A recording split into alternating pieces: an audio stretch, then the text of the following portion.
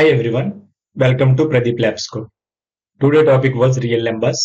Real numbers లో మనం 4 mark questions అనేవి చూద్దాం. 4 మార్క్ క్వశ్చన్స్ అనే పబ్లిక్ వెయిటేజ్ లో ఈ చాప్టర్ నుంచి లేదు కానీ ఈ క్వశ్చన్స్ 1 మార్క్ లో కానీ 2 మార్క్ లో కానీ మేబీ యాడ్ చేయడానికి పాసిబిలిటీ ఉంది కాబట్టి అంటే టోటల్ చాప్టర్ మనం కవర్ చేసుకుంటున్నాం కాబట్టి ప్రతి క్వశ్చన్ కూడా చాప్టర్ లో ఇచ్చిన ప్రతి క్వశ్చన్ కూడా టెక్స్ట్ బుక్ లో ఉన్న ప్రతి క్వశ్చన్ ఎగ్జాంపుల్ ఎక్సైజ్ అన్ని క్వశ్చన్స్ ని కవర్ చేస్తున్నాం కాబట్టి ఇందులో 4 మార్క్ క్వశ్చన్స్ అనేవి చూద్దాం. మీరు స్క్రీన్ మీద చూస్తే 4 మార్క్ క్వశ్చన్స్ అనేవి కనబడుతున్నాయి. 4 పవర్ n అనేది ఒకటి, 6 పవర్ n ఉంది. Check the number is 4 power n is the national number. Check whether value is 4 power n ends with digital 0. Same pattern లో సెకండ్ క్వశ్చన్ ఉంది. And the same third question వచ్చినప్పటికీ already మనం before ఏవైతే 8 mark questions discuss చేసామో p divides a square అయినప్పుడు p divides a కూడా అవుతుంది. Next అనేది ఒకటి కాంపోజిట్ నెంబర్ ఉంది. తర్వాత ఒక థియరిటికల్ క్వశ్చన్ ఉంది. తర్వాత మనకి ఏదైతే రియల్ నెంబర్స్ లో టోటల్ గా థియరిటికల్ ఫండమెంటల్ థియరం అప్లికేషన్ ఏదైతే ఆల్గరిథమ్స్ ఉన్నాయో ఆల్గరిథమ్ అప్లికేషన్స్ ఉన్నాయో ఇవన్నీ కూడా ఉన్నాయి. కాకపోతే ఇందులో ఏదైతే ఫస్ట్ 5 క్వశ్చన్స్ ఉన్నాయో దాన్ని తరువుగా డిస్కస్ చేద్దాం. రిమైనింగ్ అంతా థియరిటికల్ పార్ట్ ని నేను కాన్సన్ట్రేట్ చేయట్లేదు, ఎందుకంటే ఇది ఈ ఫండమెంటల్ థియరం అనేది అప్లికేషన్స్ అనేవి మీకు 1 మార్క్ క్వశ్చన్ లో రావడానికి పాసిబిలిటీస్ ఉన్నాయి. కాబట్టి ఈ పాటికే థియరిటికల్ మీరు చదివే ఉంటారు కాబట్టి నేను థియరిటికల్ టచ్ చేయట్లేదు. ఏదైతే మనం వర్కింగ్ ఉందో సాల్వేషన్ ఉందో ఆ పార్ట్ ని చూద్దాం. First question each and every question ని డిస్కస్ చేసే ముందు మీరు కాన్సన్ట్రేషన్ గా number of times questions practice చేయాలి. నేను ఏదైతే ముందు వీడియోలో చెప్పానో 8 మార్క్ క్వశ్చన్స్ ఆ క్వశ్చన్స్ అన్ని కూడా మీకు చాలా హెల్ప్ఫుల్ అవుతాయి. 4 మార్క్ క్వశ్చన్స్ ఏంటంటే మనం చాప్టర్ మొత్తాన్ని కవర్ చేస్తున్నాం కాబట్టి 4 మార్క్ క్వశ్చన్ కూడా డిస్కస్ చేద్దాం. చూడండి ఫస్ట్ క్వశ్చన్ ఏమంటున్నాడు, ఆల్రెడీ మనం క్వశ్చన్ చూసాం క్లియర్ గా. Consider the number 4 power n when n is a national number. Check the there is any value of n which is 4 power n ends with digital 0 అన్నాడు. అంటే 0 nothing but. ఇందులో మీరు గమనిస్తే if the number is ends with 0 అంటే ఆ number అనేది దేంతో end అవ్వాలంట, 0తో end అవ్వాలి. అలాంటి నెంబరు ఏదైనా ప్రైమ్ ఫ్యాక్టర్ గా తీసుకొని మనం ఈ సమ్ ని సాల్వ్ చేద్దాం. ఫస్ట్ మనం ఏమనుకుంటున్నాం, if the number is ends with 0 then must be 2 and 5. 2 and 5 ఎందుకు, మీరు ఏదైనా ఒక నెంబర్ తీసుకోండి. For example 10.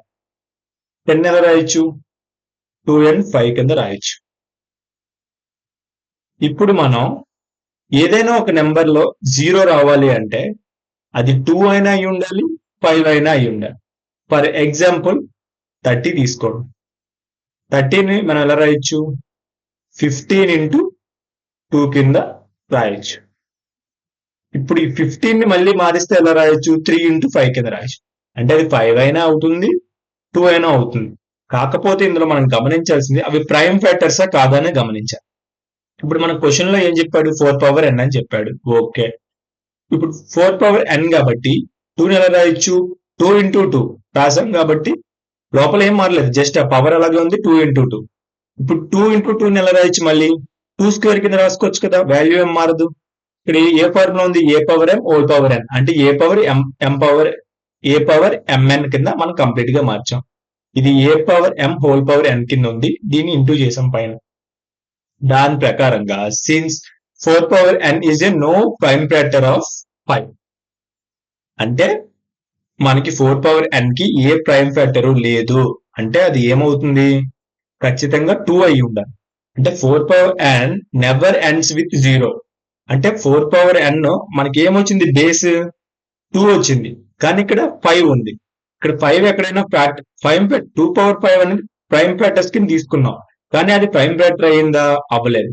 కానీ అది ప్రైమ్ ఫ్యాక్టర్ అవ్వలేదంటే 4 power n never ends with 0 అది 0తో ఎండ్ అవుతుందా, అవ్వదు. For any value of n 4 power n never ends with 0 for any value of n. Any అంటే ఏ వాల్యూ అయినా తీసుకోండి, కానీ 4 పవర్ n అనేది సాల్వ్ అవ్వదు. సింపుల్ గా మీరు గుర్తుపెట్టుకోవాల్సింది, ఒక నెంబర్ ఇచ్చాడు, ఆ నెంబర్ దేంతో ఎండ్ అవ్వాలి, 0తో ఎండ్ అవ్వాలి. ఇప్పుడు 0తో ఎండ్ అవ్వాలంటే ప్రైమ్ ఫ్యాక్టర్స్ ని తీసుకొని చెక్ చేయాలి. మన క్వశ్చన్ లో ఏం చెప్పాడు, 4 పవర్ n. 4 పవర్ n ని మనం కంప్లీట్ గా సార్ట్ అవుట్ చేస్తే ఏమొచ్చింది, 2 వచ్చింది. కాబట్టి 5 అనేది ప్రైమ్ ఫ్యాక్టర్ కాదు అని చెప్తున్నాం. అలాగే మనం ఏం చెప్తున్నాం, 4 power n never ends with 0 అంటే అది ఖచ్చితంగా 0తో ఎండ్ అవ్వదు అని చెప్తున్నాం. మీకు సెకండ్ ఎగ్జాంపుల్ చూస్తే మీకు ఇంకా క్లారిటీ వస్తుంది. సెకండ్ ఎగ్జాంపుల్ లో ఏమంటున్నాడు, సెకండ్ క్వశ్చన్ లో 6 power n ends with 0 same n is a rational numbers అంటున్నాడు. ఇప్పుడు మీరు చూస్తే తర్వాత క్వశ్చన్ క్లియర్ గా సేమ్ వర్కింగ్ 2 power 2 and 5 అని తీసుకున్నాం. 2 and 5 ప్రైమ్ నెంబర్స్ కింద తీసుకున్నాం. ఆల్రెడీ ఇందాక మీకు చెప్పాను ఏ పవర్ ఎన్ హోల్ పవర్ ఎన్, ఇది అక్కడ ఏ పవర్ ఎం హోల్ పవర్ ఎన్ కింద చెప్పాం. ఇక్కడ ఏమొచ్చింది ఫార్ములా ఏబి హోల్ పవర్ ఎన్, దాన్ని ఎలా రాయొచ్చు ఏ power n into B power ఎన్. ఇక్కడ చూసుకోండి, ఇక్కడ టోటల్ ఈక్వేషన్ లో మనకి ఇందాక డిఫరెన్స్ ఏంటి, ఇక్కడ 4 ఉంది, ఇక్కడ 6 ఉంది. 6 ని ఎలా రాయొచ్చు 2 ఇంటూ 3 హోల్ పవర్ ఎన్ కింద రాయొచ్చు. 2 power n into at the same time 3 power n, అంటే ఇది ఏ ఉంది, ఈ టోటల్ ఏ అండ్ బి అనుకుంటే దీన్ని ఏ బి కింద మనం డివిజన్ చేసాం. ఇక్కడ క్లియర్ గా చూడండి మనం ఏం చెప్తున్నాం, 2 power n only factor of 2 is only prime number, అంటే ప్రైమ్ ఫ్యాక్టర్ అయింది దేనికి 6 పవర్ ఎన్. బిఫోర్ క్వశ్చన్ లో కూడా మనకు అంతే కదా, 2 పవర్ 4 పవర్ ఎన్ కి ఓన్లీ ప్రైమ్ ఫ్యాక్టర్ ఏంటి 2. ఈ రెండు క్వశ్చన్ లో కూడా ప్రైమ్ ఫ్యాక్టర్ 2, అంటే ప్రైమ్ ఫ్యాక్టర్ 2 అంటే మనకి 5 ఏమవుతుంది, ప్రైమ్ ఫ్యాక్టర్ కాదనే కదా. దాన్ని బేస్ చేసుకుని మనం ఎండింగ్ లో ఏం కంక్లూజన్ ఇస్తున్నాం, 6 power n never ends with 0 for any value of n. ఏదైనా నెంబర్ తీసుకోండి 6 పవర్ ఎన్ అనేది 0 అవ్వదు అంటున్నాం. ఈ రెండు క్వశ్చన్స్ లో మీరు గుర్తుపెట్టుకోవాల్సింది ఈ calculation part. It is also not necessary, just ఒక్కసారి మీరు చూస్తే ఈజీగా అర్థమైపోతుంది. క్లియరా? ఈ రెండు క్వశ్చన్స్ సేమ్. ఈ రెండిట్లో ఏదైనా 1 మార్క్ గానీ 2 మార్క్ గానీ అడగొచ్చు, ఎందుకంటే పబ్లిక్ వెయిటేజ్ ఈసారి మార్చేశాడు కాబట్టి. మనకు చూసుకుంటే ఇక్కడ 2 మార్క్ గానీ 4 మార్క్ గానీ లేదు, 1 మార్క్ లో మళ్ళీ లేదా 9 మార్క్స్ లో కానీ ఏవైనా రెండు క్వశ్చన్స్ ని క్లబ్ చేయడానికి ఛాన్స్ ఉంది. కానీ 99% మనం ఏదైతే బిఫోర్ వీడియోలో 8 మార్క్స్ డిస్కస్ చేస్తామో అది కన్ఫర్మ్ గా వస్తుంది. Come to the next question. Let p is a prime number if p divides a square then p divides a which is positive numbers అంటున్నాడు క్వశ్చన్ లో. ఫస్ట్ 2 అయిపోయాయి కాబట్టి నెక్స్ట్ క్వశ్చన్ చూడండి. ఇక్కడ మనం p డివైడ్స్ అయినప్పుడు అది ఏని డివైడ్ చేయాలి, ఏ స్క్వేర్ డివైడ్ చేసినప్పుడు p డివైడ్స్ a, అది ఇప్పుడు మిస్ అయింది, నేను రాసాను. ఇక్కడ చూడండి క్లియర్ గా p is a prime number, a is also positive number, positive integers. అదేమంటున్నాడు క్లియర్ గా p అనేది prime number, a is positive numbers. Direct గా ఆ పాయింట్ ని మెన్షన్ చేసాం. Let prime factors of a prime factors ఏమనుకున్నాం, p1 p2 p3 so on pn. ఇప్పుడు ఏ prime factors తెలుసు కాబట్టి ఏ స్క్వేర్ మనం చెప్పొచ్చు కదా, దాన్నే 2 టైమ్స్ రాయాలి, a into A. p1 p2 p3 so on pn. p1 p2 p3 దాన్ని 2 టైమ్స్ రాసి ఇంటూ చేసాం, ఏ ఇంటూ ఏ స్క్వేర్. సేమ్ అలాగే p1 square p2 square p3 square so on pn square. ఈ పాయింట్ క్లియర్ కదా. ఇప్పుడు మనం p is a prime factor of A square అన్నాం. p అనేది prime factor of A square కి అయినప్పుడు అదే p ప్రైమ్ ఫ్యాక్టర్ ఆఫ్ ఏ కూడా అనొచ్చు కదా, ఎందుకంటే ఇందులో ఫ్యాక్టర్స్ ఏం మారట్లే. ఇక్కడ 2 ఉంది, 2 ఇంటూ 3 ఉంది అనుకుందాం ఫర్ ఎగ్జాంపుల్. ఇక్కడ స్క్వేర్ లో అదే ఉంది, ఇక్కడ ఏ లో కూడా అదే ఉంది. ఫ్యాక్టర్స్ మారలేనప్పుడు అది డివిజన్ అయినప్పుడు ఆ మెథడాలజీ కూడా మారదు కదా. దాన్ని బేస్ చేసుకుని మనం ఏం చెప్పాం, p డివైడ్స్ ఏ. అక్కడ మీరు ఫ్యాక్టర్స్ ఒక్కటే, ఈ ఎగ్జాంపుల్ లో ఆ ఫ్యాక్టర్స్ ని ఎలా రాసాం, p1 p2 p3 అది గుర్తుపెట్టుకుంటే టోటల్ సమ్ అనేది అయిపోతుంది. మీరు కంక్లూజన్ లో p డివైడ్స్ ఏ స్క్వేర్ దెన్ p డివైడ్స్ ఏ, ఏదైతే క్వశ్చన్ లో ఇచ్చాడో దాన్ని అలాగే యాజ్ ఇట్ ఈజ్ రాస్తే సరిపోతుంది. దాన్ని అండర్లైన్ చేసి ఒక బాక్స్ చేయండి సరిపోతుంది. క్లియర్ ఈ question. Come to the next one. Next question ఏమన్నాడు, explain why 7 into 11 into 13 plus 13 and 7 into 6 into 5 into 4 into 3 into 2 into 1 plus 5 are composite numbers. ఇందులో రెండు క్వశ్చన్స్ ని మనం ఎక్స్ప్లెయిన్ చేయాలి, ఇదొకటి ఇదొకటి.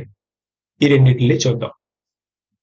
ఫస్ట్ ఇక్కడ చూడండి, మనకి ఇది గుర్తుంటే ఈ సమ్ ని ఈజీగా చేయొచ్చు. ఫస్ట్ మనం ఏం చేయాలి అంటే 7 into 11 into 13 plus 3 అన్నాడు, 13 అన్నాడు ప్లస్ 13 అన్నాడు. ఫస్ట్ మనం ఏం చేయాలంటే ఏదైతే బ్రాకెట్స్ లో ఉంటుందో దాన్ని ఫుల్ఫిల్ చేయాలి. దీన్ని మళ్ళీ రీరైటింగ్ కింద ఎలా రాయొచ్చు, 13 into 13 బ్రేస్ ఓపెన్ 7 into 11, ఇది దీన్ని ఇంటూ చేస్తుంది, ఇది ఇంటూ, అంటే రెండిట్లో ఏం కామన్ ఉంది 13. ఈ 13 ని బయటికి తీసేసాం. ఈ 13 ని బయటకు దాసాం. అంటే 7 into 11 13 వచ్చింది మనీ. 13 మళ్ళీ 13 into 1 అంటే 13. ఇక్కడ ప్లస్ సింబల్, సైన్స్ ఏం మారలేదు, రెండిట్లో కామన్ గా తీసాం. ఇప్పుడు 7 into 11 ఎంత అవుతుంది? 77. 13 into 77 plus 1. ఈ రెండు మళ్ళీ ఏం చేయాలి? ఏదైతే బ్రాకెట్స్ లో ఉందో, ఫర్ ఎగ్జాంపుల్ ఇలా బ్రాకెట్స్ ఉన్నాయి, తర్వాత ఇలా బ్రాకెట్స్ ఉన్నాయి అనుకోండి. ఫస్ట్ ఈ బ్రాకెట్స్ లో ఉండి చేసిన తర్వాత లోపలి సింప్లిఫికేషన్ చేయాలి. అది మాత్రం గుర్తుపెట్టుకోండి.